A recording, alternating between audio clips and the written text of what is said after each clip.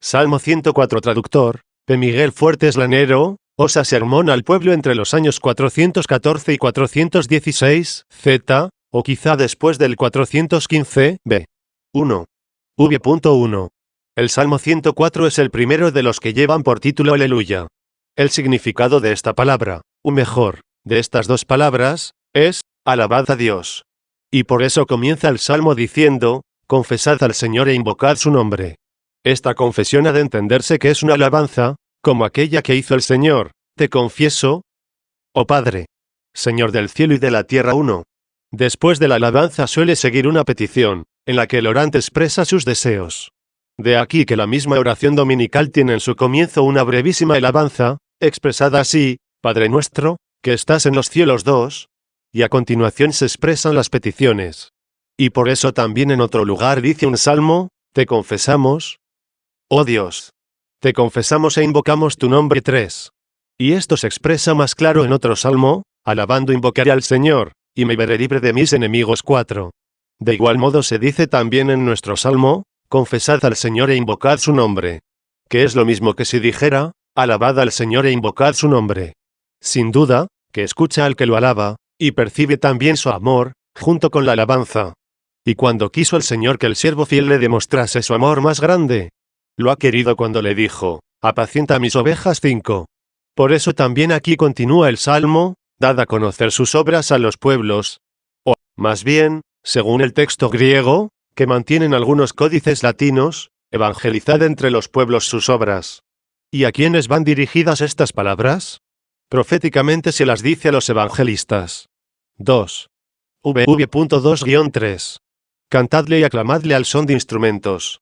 Es decir, alabadle con palabras y con obras, en efecto, con la boca se canta, en cambio, con el salterio, es decir con las manos, es como se salmodia.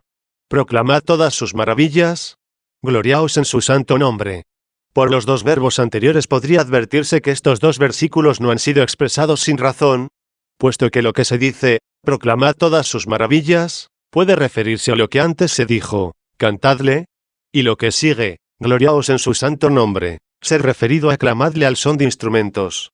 Es decir, lo primero a la buena palabra, con la cual se cantan y se proclaman todas sus maravillas, y lo segundo a las buenas obras con las que se les salmodia, sin querer nadie ser alabado por las buenas obras, como si fuera un fruto de sus propios méritos. Por eso, cuando dice gloriaos, cosa que ciertamente pueden hacer con razón los que obran el bien, añaden su santo nombre. Para que quien se gloría, que se gloríe en el Señor 6. Luego, los que quieren salmodiar, no a sí mismos, sino a Él, procuren evitar el practicar la justicia delante de los hombres, para ser vistos por ellos.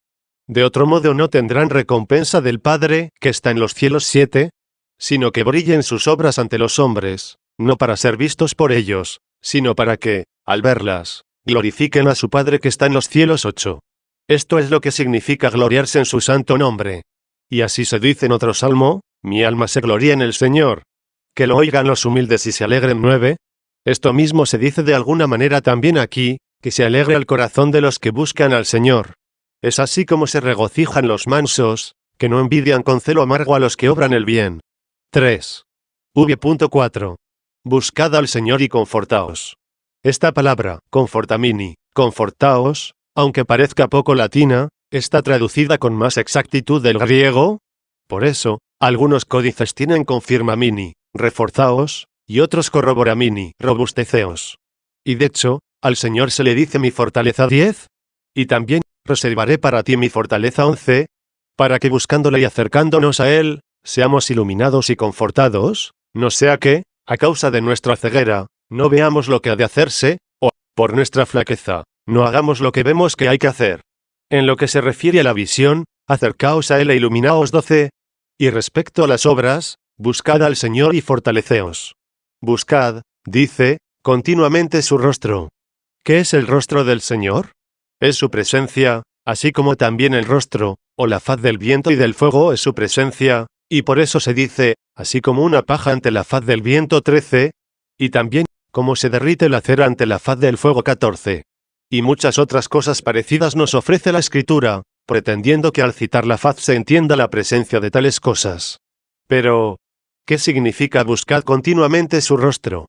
Yo sé ciertamente que acercarme a Dios es un bien para mí. 15. Pero si siempre se lo busca, ¿cuándo se lo encuentra? ¿O es que dijo siempre dando a entender que durante toda nuestra vida, que vivimos aquí abajo, desde que hemos conocido que debemos hacer esto, debe buscarse aun cuando ya se le haya encontrado? Porque no hay duda de que la fe ya lo ha encontrado, aunque todavía lo sigue buscando la esperanza. La caridad también lo ha encontrado por la fe, pero busca poseerlo por la visión, por la que de tal manera será encontrado, que eso nos bastará, y ya no habrá que buscarlo más.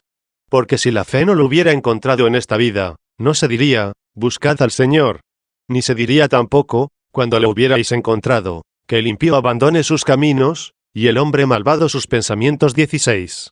De igual modo, si una vez encontrado por la fe, no debiera todavía ser buscado, no se diría, si lo que no vemos esperamos, lo aguardamos con paciencia. 17.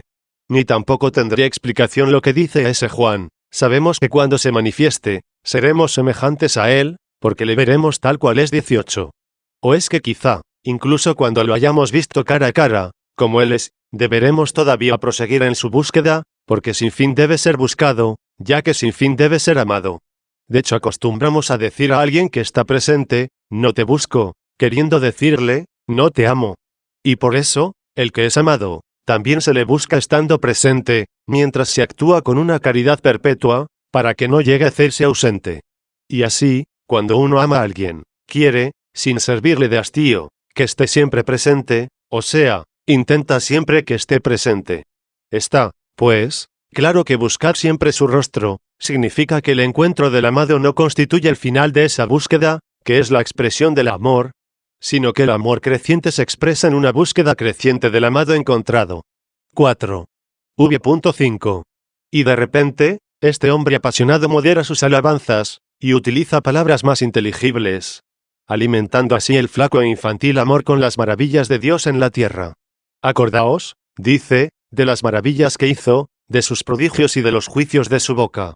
Este pasaje es semejante a aquel otro, en el que, preguntando Moisés a Dios cuál era su nombre, cuando le dijo, yo soy el que soy, y también, esto dirás a los hijos de Israel, el que es me ha enviado a vosotros, del que rara será la mente que pueda percibir una pequeña parte del contenido. A continuación, expresando otra vez su nombre, moderó misericordiosamente su excelencia, en atención a los hombres, diciendo, yo soy el Dios de Abraham, el Dios de Isaac y el Dios de Jacob. Este es mi nombre para siempre. 19. En esto quiso que se entendiese que también aquellos de quienes se afirmó que era su Dios, vivían con él por siempre. Dijo esto para que pudieran entenderlo los párvulos, así como dijo también, yo soy el que soy, para que lo entendiesen, según su capacidad, los dotados con la excelsa virtud de la caridad, y supiesen buscar siempre su rostro. Y si para vosotros es demasiado el ver o buscar lo que es él, recordad las maravillas que han realizado, sus prodigios y los juicios de su boca. 5. V.6-7.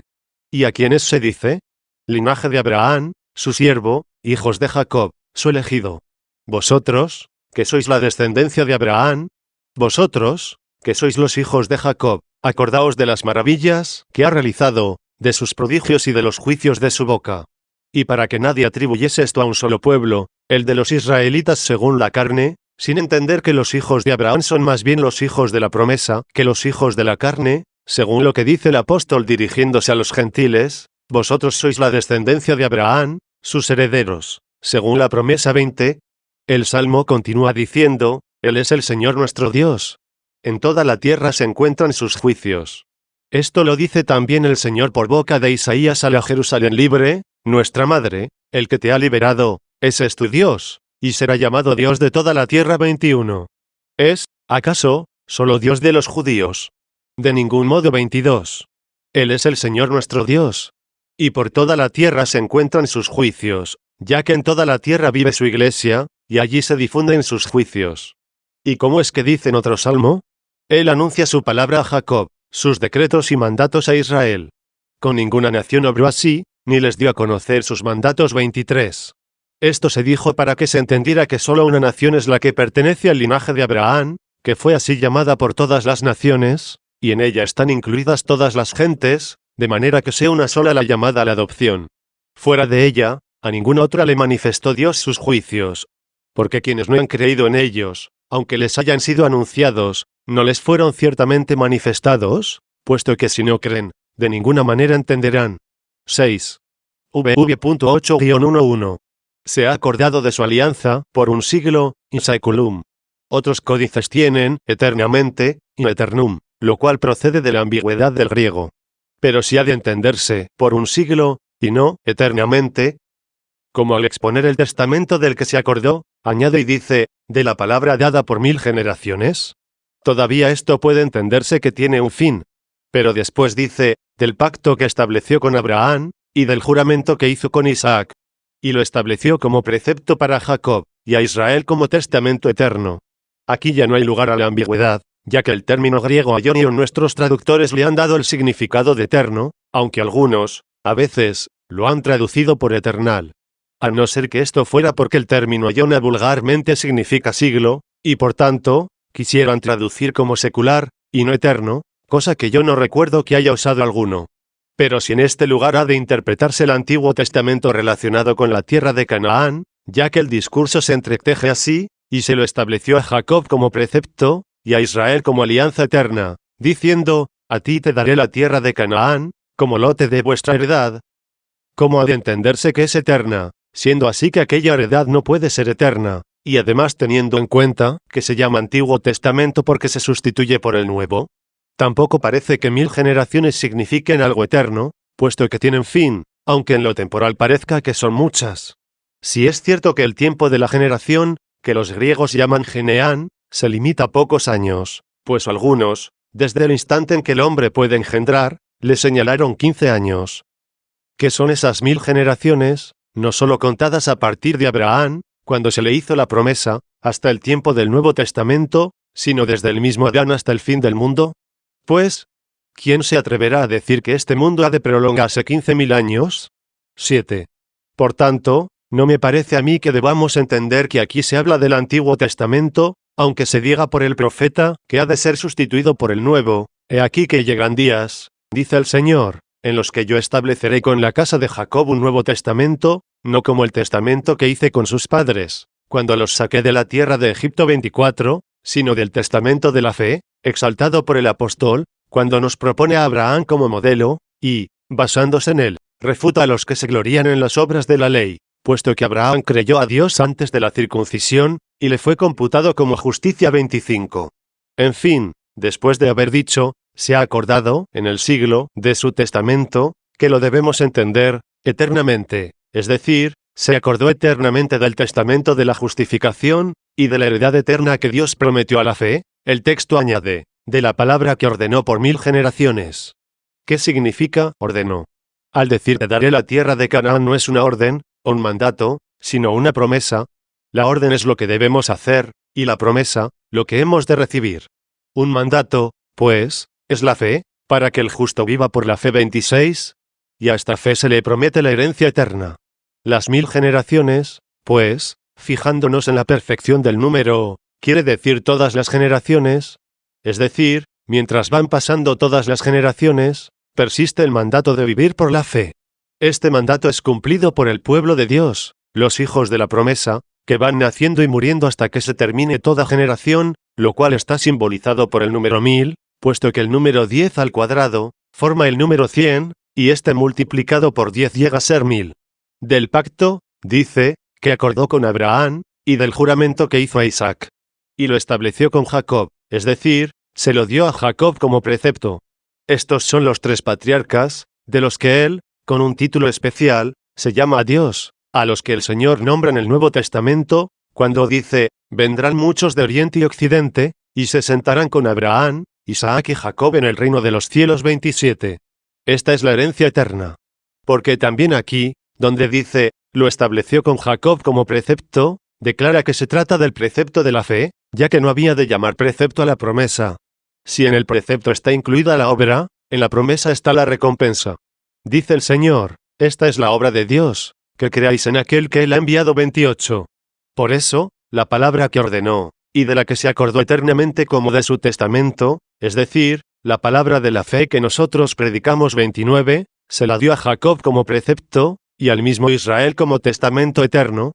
por ella y el precepto cumplidos, les había de dar algo eterno, diciendo, a ti te daré la tierra de Canaán, como lote de vuestra heredad.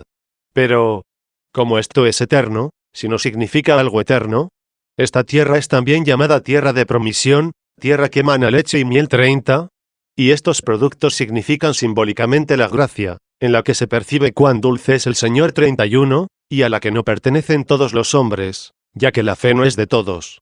Por eso añadió, como el lote de vuestra heredad. Y esta expresión coincide con lo que dice en otro salmo sobre el linaje de Abraham aludiendo a Cristo, y dice, los lotes me cayeron en lugares hermosos, pues mi heredad es excelente para mí 32. ¿Por qué se la llamó tierra de Canaán? Lo declara el significado del nombre, ya que Canaán significa humilde. Si tenemos en cuenta la maldición del santo Noé, por la que dijo al mismo Canaán que sería siervo de sus hermanos 33, entonces diremos que de aquí proviene también el temor servil. Pero el siervo no permanece en la casa para siempre 34. Por eso, echado fuera el cananeo, se da la tierra de promisión al linaje de Abraham, puesto que la caridad perfecta echa fuera el temor 35, y así, el hijo permanecerá en la casa para siempre. Por eso se dijo, y lo estableció para el mismo Israel como testamento eterno. 8. V.12. Y a continuación prosigue la tan conocida historia conforme a la verdad de los libros sagrados. Cuando eran escasos en número, muy pocos y peregrinos en ella, es decir, en la tierra de Canaán. Cuando habitaron allí los patriarcas Abraham, Isaac y Jacob, antes de recibirle en heredad, en realidad eran muy pocos los de su linaje, y además se alojaban como peregrinos en ella. Algunos códices tienen escrito esto mismo con una traducción literal del griego en acusativo, ineo es ellos numero brevi, paucisimos et in colas inea, cuando en latín correcto debería decirse en nominativo, cum essent paucisimi. Pues de otra manera es incorrecto. 9. VV.13-15. Así pues, cuando eran escasos en número, o de número reducido, muy poquitos, y peregrinos en ella, pasaron de nación a nación, y de un reino a otro pueblo distinto. Esto último es repetición de lo que ella había dicho, de nación a nación. No dejó, es decir, no permitió que nadie les perjudicase. El texto griego lo pone en acusativo, nocere, illos, los, y en latín debe ser en dativo, nocere, illis, les. Y por causa de ellos castigó a los reyes. No toquéis, dice, a mis ungidos, y no hagáis mal a mis profetas. Expresa aquí el Salmo las palabras de Dios que castigaba o reprendía a los reyes, para que no se atrevieran a ofender a los santos patriarcas, cuando eran escasos en número y unos pocos y, además, peregrinos en la tierra de Canaán. Estas palabras, aunque no se lean en sus libros históricos, hay que entenderlas o como veladamente dichas, como cuando Dios habla con ocultas y veraces visiones a los corazones de los hombres, o también expresadas por un ángel. Así fue como al rey de Gerar, y al rey de los egipcios se les amonestó de parte de Dios, para que no maltratasen a Abraham 36, y a otro rey para que no dañase a Isaac 37, y a otros más, para que no hicieran mal a Jacob 38. Todo esto cuando eran muy pocos y peregrinos, antes de que Jacob se fuera a Egipto para habitar allí con sus hijos. Todo lo cual se entiende recordado en lo que dice el Salmo, pasaron de una nación a otra, y de un reino a otro pueblo distinto. Pero, ¿cómo podía surgir la pregunta de que ellos, siendo escasos en número, muy pocos y peregrinos, cómo habrían podido subsistir en tierra extraña, antes de multiplicarse al pasar a Egipto? Añade a continuación, no permitió que nadie les perjudicase, y por su causa castigó a reyes. No toquéis a mis Cristos, y no hagáis mal ninguno a mis profetas. 10. Con razón puede sorprender el que sean llamados Cristos o ungidos, antes de que existiera la unción, por la que se les impuso ese nombre a los reyes. Esto comenzó con Saúl, a quien David sucedió en el reino. Desde entonces, tanto los reyes de Judá como los de Israel fueron ungidos, siguiendo la sagrada tradición.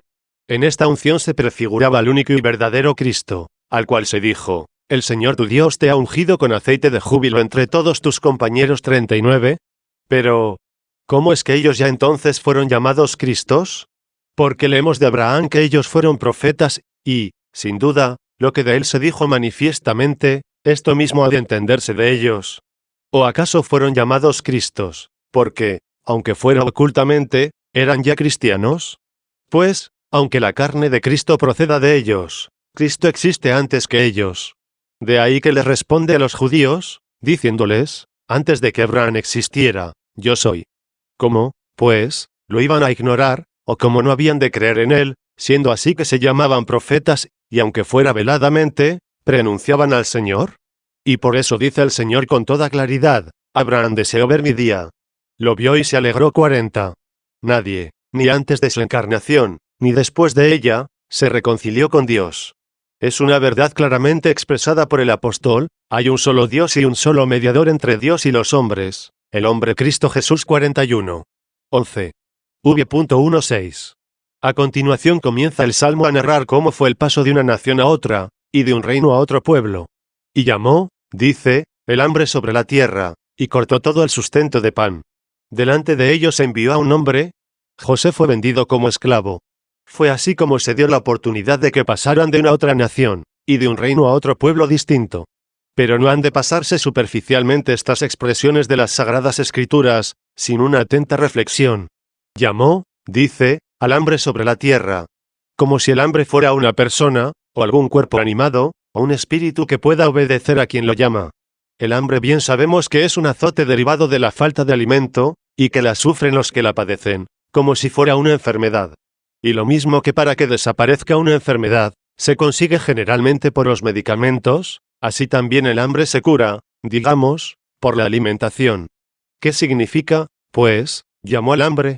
¿O es que, quizá, estos males que padecen los hombres tienen ciertos jefes suyos, ángeles malos, puesto que también en otro salmo se dice, y no equivocadamente, que Dios castigó a los hombres con el envío de ángeles malos? 42. Y esto podría ser que signifique llamó al hambre, es decir, al ángel encargado del hambre, y lo llamó con el nombre de lo que él es jefe. Por este trueque de nombres, los romanos crearon algunos dioses similares. Por ejemplo, la diosa fiebre y el dios miedo, Payor. O quizá, lo que parece más creíble, debe entenderse la frase llamó al hambre como dijo que hubiese hambre, de manera que llamar sea lo mismo que denominar, y denominar equivale a hacer saber o indicar, y hacer saber, lo mismo que mandar. Porque quien llamó al hambre es aquel mismo que llama a las cosas que no son, como a las que son. Y en esta cita el apóstol no dijo, el que llama a las cosas que no son para que sean, sino, como si fueran, o como si son. 43. Ciertamente ante Dios ya está realizado lo que por su disposición ha de existir, ya que en otro lugar se dice de él, el que ha hecho lo que habrá de existir. 44. Y aquí, cuando tuvo lugar el hambre, se dijo entonces que fue llamada, es decir, que apareciese la que ya había sido dispuesta en su secreta ordenación. Por fin, expone inmediatamente cómo llamó al hambre, diciendo, arruinó todo el sustento de pan. También aquí hay una locución inusitada, ya que dice, arruinó, en lugar de, hizo desaparecer. 12. Envió delante de ellos a un hombre. ¿A quién? A José. ¿Cómo lo envió? José fue vendido como esclavo. Por supuesto que, cuando esto ocurrió, hubo un pecado de sus hermanos, y, no obstante, Dios envió a José a Egipto. Hay que considerar en este suceso grande e inevitable, cómo Dios llega a servirse para un bien de las obras malas de los hombres, así como ellos, a su vez, utilizan mal las buenas obras de Dios. 13. V.18-19. Desarrolla después la narración, recordando los tristes episodios que José tuvo que padecer en su humillación, y cómo fue también ensalzado. Humillaron sus pies en los cepos. El hierro atravesó su alma hasta que se cumplió su palabra. No leemos que José tuviera que sufrir los cepos. Pero no dudamos que los tendría que soportar, pues pudieron pasarse por alto en aquella historia algunas cosas que, sin embargo, al Espíritu Santo, que hablaba en los Salmos, no le estaban ocultas. Y el hierro, del que se dice que le atravesó el alma, lo entendemos como la dolorosa tribulación que debió padecer, no precisamente en su cuerpo, sino en el alma, como así lo dice. Hay una expresión parecida en el Evangelio, cuando Simeón le dijo a María, este está puesto para caída y elevación de muchos en Israel, y como signo de contradicción, y a ti misma una espada te atravesará el alma, para que queden al descubierto las intenciones de muchos corazones. 45. Sin duda que la pasión del Señor, para muchos fue ocasión de ruina, y en ella quedaron al descubierto las cosas ocultas de muchos corazones, ya que se manifestó lo que sentían del Señor. Y también contristó gravemente a su misma madre, privándola de la presencia corporal de su hijo. En esta tribulación se encontró José hasta que se cumplió su palabra, por la cual había dado una interpretación veraz de los sueños, por lo cual fue recomendado al rey, para que también a él le predijese el sentido futuro de sus sueños. 46. Pero, Dado que el texto dice hasta que cumplió su palabra, para que nadie entendiera su palabra en sentido absoluto, es decir, que nadie pensase que debía atribuirse a un hombre algo tan importante, inmediatamente añadió, la palabra del Señor lo acreditó, o, como se lee en otros códices, siguiendo el texto griego, la palabra del Señor lo abrazó, para que también él fuera contado entre aquellos a quienes se dijo, gloriaos en su santo nombre. La palabra del Señor lo abrazó. Con razón, cuando el Espíritu Santo fue enviado por el Señor, se vieron como unas llamas de fuego sobre los discípulos 47. También dice el apóstol, fervientes en el Espíritu 48. Del cual fuego se alejan aquellos de los que se dice, se enfriará la caridad de muchos 49. 14. VV.20-22. Así continúa el texto, el rey lo mandó y lo desató, el soberano de los pueblos, y lo dejó libre. El rey es lo mismo que soberano de los pueblos, y lo mismo es desató al preso en el cepo, que liberó al encarcelado. Lo nombró administrador de su casa, y señor de todas sus posesiones. Para que instruyera a sus magnates como a sí mismo, y a sus ancianos les enseñara la prudencia. El texto griego dice, y a sus ancianos les enseñara la sabiduría. Esto, tomado literalmente, podría decirse así, instruyese a los ancianos como a sí mismo, e hiciese sabios a sus ancianos. Aquí se usa el término presbiteros, a los que nosotros solemos llamar ancianos, y no gerontas, que sería viejos. Y en cuanto al verbo sofisai, hacer sabio, que no puede traducirse al latín con una sola palabra, se deriva del término sabiduría, que en griego es sofía, y no de la prudencia, que en griego se llama phronesis. Pero tampoco leemos esto en la historia de la exaltación de José, como no leíamos que en su humillación hubiera tenido cepos en sus pies. Pero, ¿cómo podría ser que un hombre tan importante, adorador del único Dios verdadero, se dedicase en Egipto a la alimentación de los cuerpos, y a la administración únicamente de los asuntos temporales, sin preocuparse más bien del cuidado de las almas, para hacerlas mejores?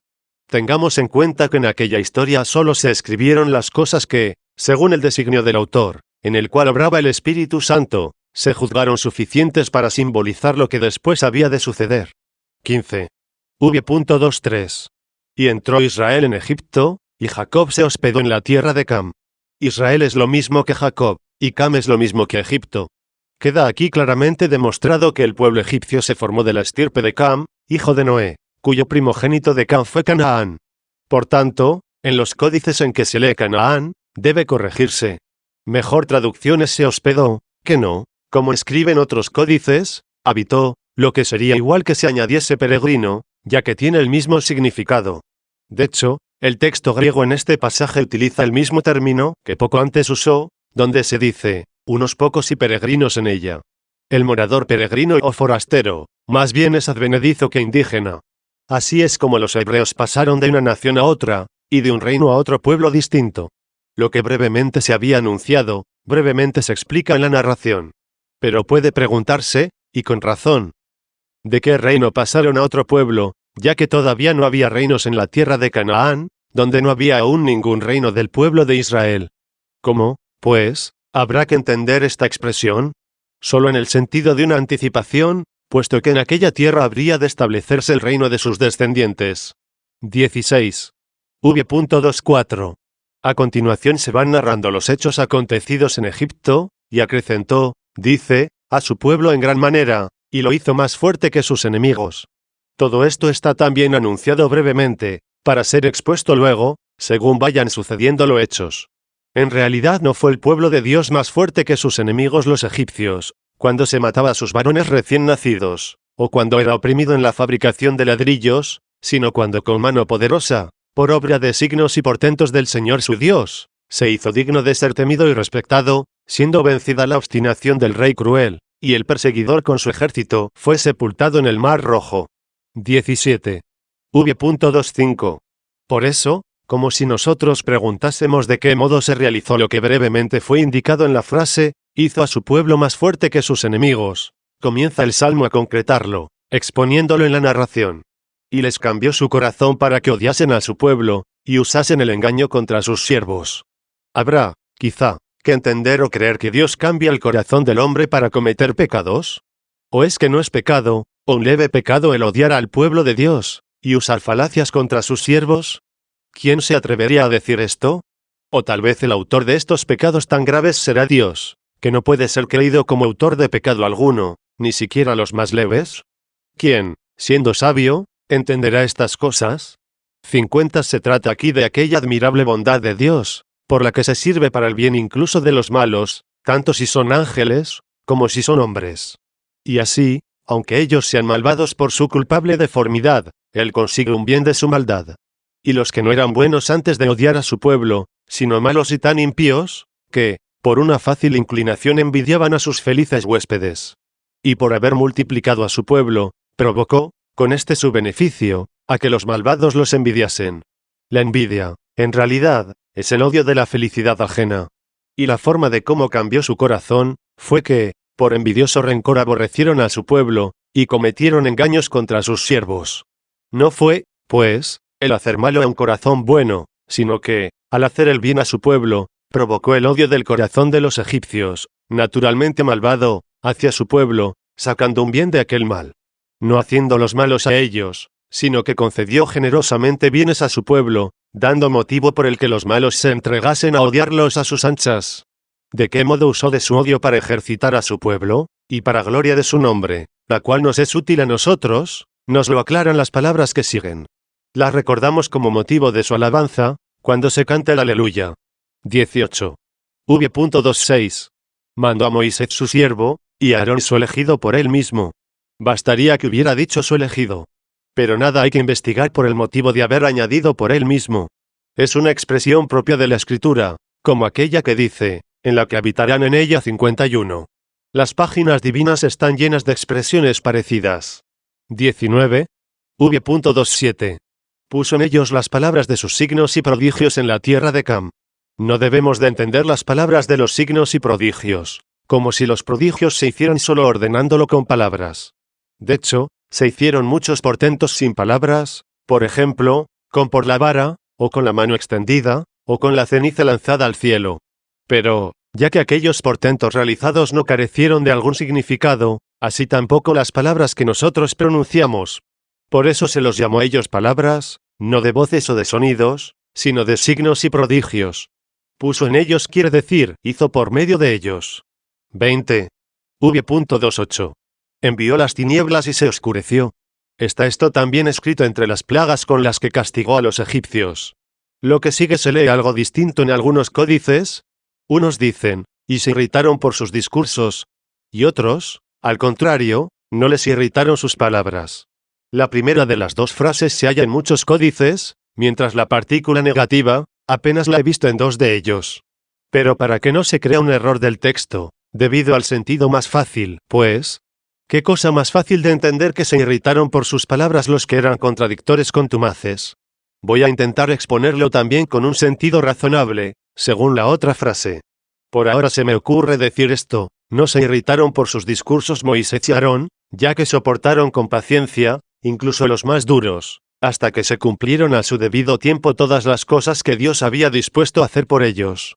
21. V.29-30. Convirtió su agua en sangre, y dio muerte a sus peces. Inundó su tierra de ranas, hasta en las alcobas de los mismos reyes. Es como si dijera, convirtió su tierra en ranas. Era tal la cantidad de ranas, que sería adecuadamente dicho como una hipérbole. 22. V.31. Lo dijo, y vinieron tábanos y mosquitos por todo su territorio. Si se pregunta cuándo dijo esto Dios, diré que en su palabra ya estaba antes de que aconteciera. Y en ella estaba sin tiempo lo que en el tiempo había de suceder.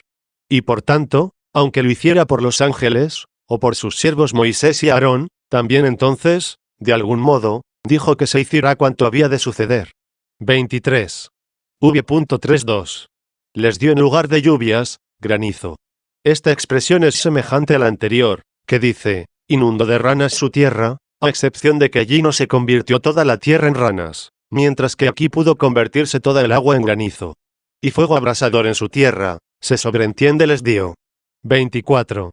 V.33. Y taló sus viñas y sus higueras, y destrozó todos los árboles de su territorio. Esto tuvo lugar por la fuerza del granizo y de los rayos. Por eso se dijo fuego abrasador. 25. V.34. Habló, y vinieron langostas y saltamontes innumerables. Langostas y saltamontes forman una sola plaga, ya que las unas son las madres, y los otros sus hijos. 26. V.35. Y devoraron toda la hierba de su tierra, y devoraron todo el fruto de su campo. También la hierba es fruto, según el modo de hablar de la Escritura, que llama hierba bueno a las mieses de frutos. Pero dado que había nombrado a dos animales, es decir, la langosta y el saltamontes, quiso adaptar la expresión numéricamente, y por eso dice la hierba y el fruto. La frase entera, con la variedad de estilo, pretende evitar una incómoda impresión, pero sin introducir una diversidad conceptual. 27. V.36. E hirió de muerte a todos los primogénitos de su tierra, a las primicias de todo su trabajo. Esta es la última plaga, si exceptuamos la muerte en el Mar Rojo. En cuanto a las primicias de sus trabajos, creo que se dijo refiriéndose a los primogénitos de los animales. Y las plagas, que son 10, no han sido citadas todas, ni en el orden en que se lee que sucedieron. Naturalmente, el canto de alabanza no está vinculado al orden de quien narra y compone la historia. Y como el autor y el cantor de esta alabanza es el Espíritu Santo, por medio del profeta, sin duda el salmista, con la misma autoridad que tuvo el que escribió la historia, recuerda algún hecho que allí no se lee, o pasa por alto algún otro que allí sí se lee. 28. V.37. También añaden las alabanzas a Dios, el haber sacado a los israelitas enriquecidos de oro y plata, pues no era su situación tal como para despreciar la justa recompensa, aunque temporal, de sus trabajos.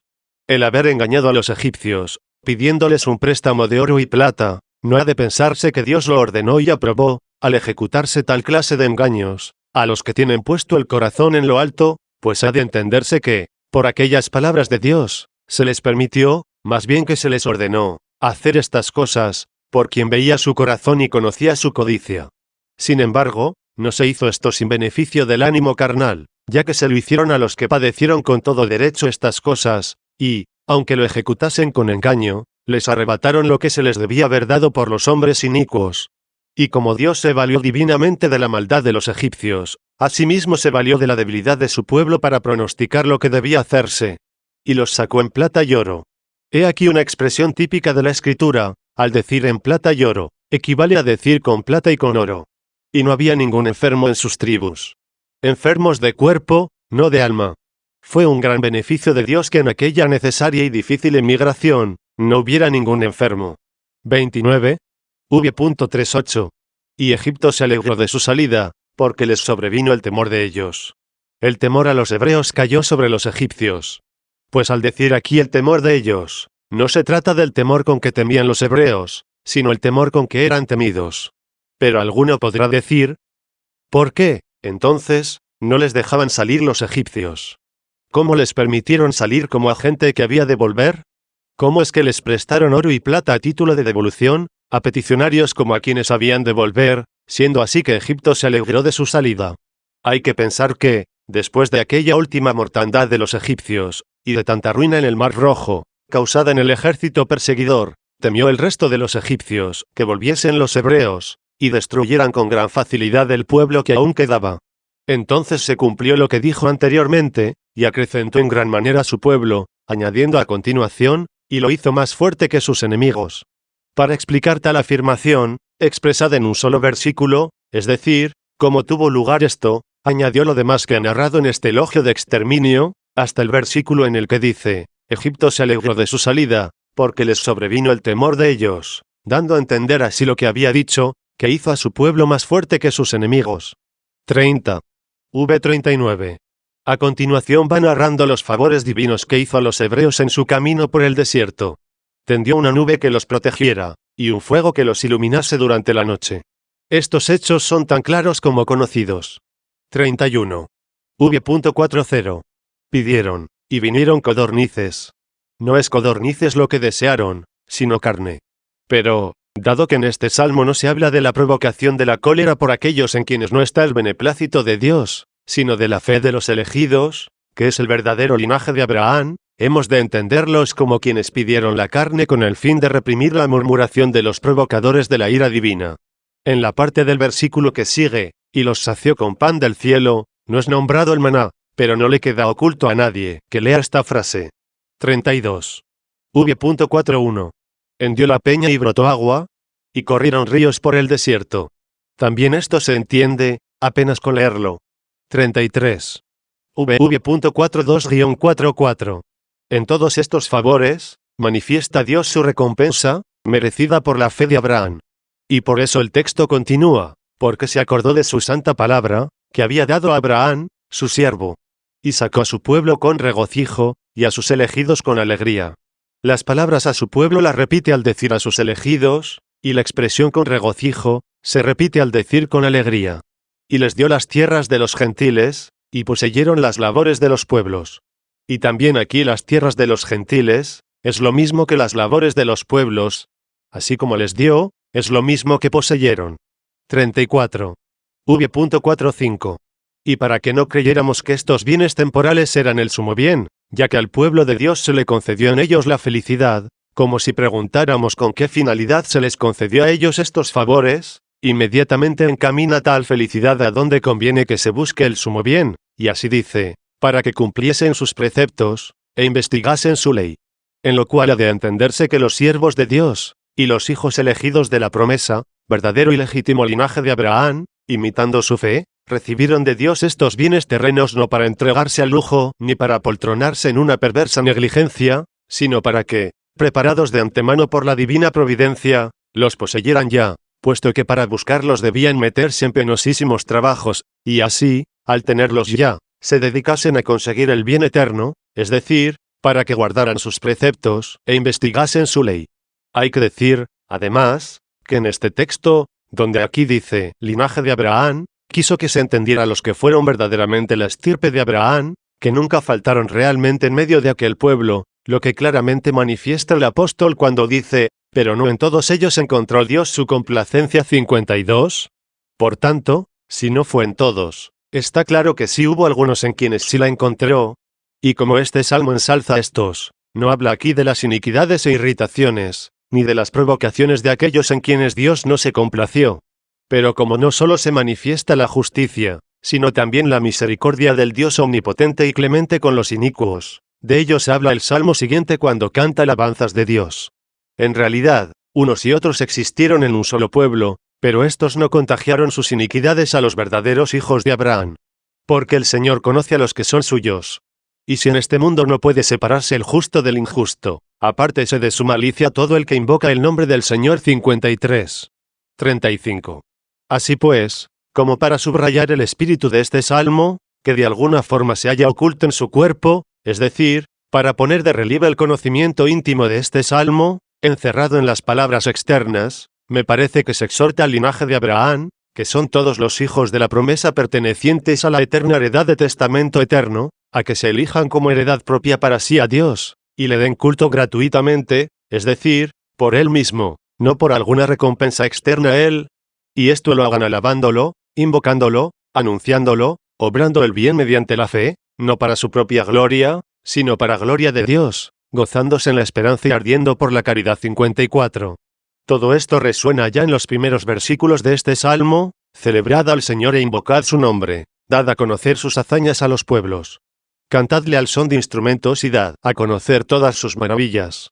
Gloriaos en su santo nombre. Que se alegre el corazón de los que buscan al Señor. Buscad al Señor y confortaos. Buscad siempre su rostro. 36. A continuación, para sustentar los corazones de los pequeños, para afianzarlos en la fe, se proponen ejemplos de los patriarcas, tanto de su fe como de las promesas de Dios, para que imitándolos y esperando, seamos su linaje. No únicamente el pueblo hebreo, sino cuantos reciben en toda la tierra esa gracia. Todo esto está en los siguientes versículos. Recordad las maravillas que hizo, sus portentos y los juicios de su boca. Linaje de Abraham, sus siervos, hijos de Jacob, sus elegidos. Él mismo es el Señor nuestro Dios. Por toda la tierra están sus juicios. Se acordó en el siglo de su testamento, y de la palabra que dio por 1000 generaciones. Del pacto que estableció con Abraham, y del juramento que hizo con Isaac. Y todo esto se lo estableció a Jacob como precepto, y a Israel como alianza eterna, diciendo, a ti te daré la tierra de Canaán, como porción de vuestra heredad. Según mis posibilidades os he expuesto cómo deben entenderse todas estas cosas. 37. Y aquí, a un alma de fe débil se le podría ocurrir el preguntar, Si Dios debe ser adorado desinteresadamente, y Él, la heredad de Eterno Testamento, ha de ser buscado por sí mismo, entonces, en el acrecentamiento de su misericordia, no se preocupó de la vida mortal de quienes lo buscan y de sus necesidades temporales. Escuchad con atención lo que Él ha dado a nuestros padres, y fijaos en qué modelos de fe los ha constituido, y cómo sus descendientes según la carne imitaron también su fe. Cuando eran escasos en número, muy pocos y peregrinos en ella, es decir, en la tierra de Canaán, y pasaron de una nación a otra, y de un reino a otro pueblo distinto. No permitió que nadie les dañase, y castigó por su causa a los reyes. No toquéis a mis ungidos, y no hagáis ningún mal a mis profetas. 38. Si todavía preguntáis cómo pasaron de una nación a otra, y de un reino a otro pueblo, escuchadlo, y llamó al hambre sobre la tierra, cortando todo el sustento de pan. Envió a un hombre delante de ellos. José fue vendido como esclavo. Humillaron sus pies en el cepo. El hierro traspasó su alma, hasta que se cumplió su palabra. La palabra del Señor lo abrazó. Mandó el rey y lo soltó, el soberano de los pueblos, y lo libró. Lo constituyó señor de su casa, y príncipe de todas sus posesiones. Para que instruyese a sus magnates como a sí mismo, y enseñara la prudencia a sus ancianos. Y entró Israel en Egipto, y Jacob fue huésped en la tierra de Cam. Fue así como pasaron de una nación a otra, y de un reino a otro pueblo distinto. 39. Y aumentó su pueblo en gran manera, y lo hizo más fuerte que sus enemigos. Si queréis saber cómo lo hizo más fuerte que sus enemigos, escuchadlo, y les cambió su corazón para que odiasen a su pueblo, y perjudicasen con engaños a sus siervos. Envió a Moisés, su siervo, y a Aarón, a quien eligió personalmente. Puso en ellos las palabras de sus signos y portentos en la tierra de Cam.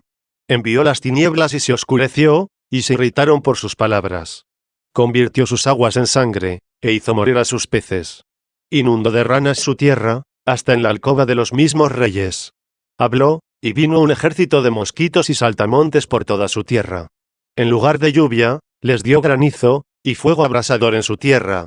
Taló sus viñas y sus higueras, y tronchó todos los árboles de su territorio. Habló, y aparecieron langostas y orugas innumerables que devoraron toda la hierba de su tierra, y todo el fruto de su campo. Y dio muerte a todos los primogénitos de su tierra, las primicias de su trabajo. Y los sacó en oro y en plata, y no había ningún enfermo en sus tribus. Se alegró Egipto de su salida, porque les había sobrecogido el temor de ellos.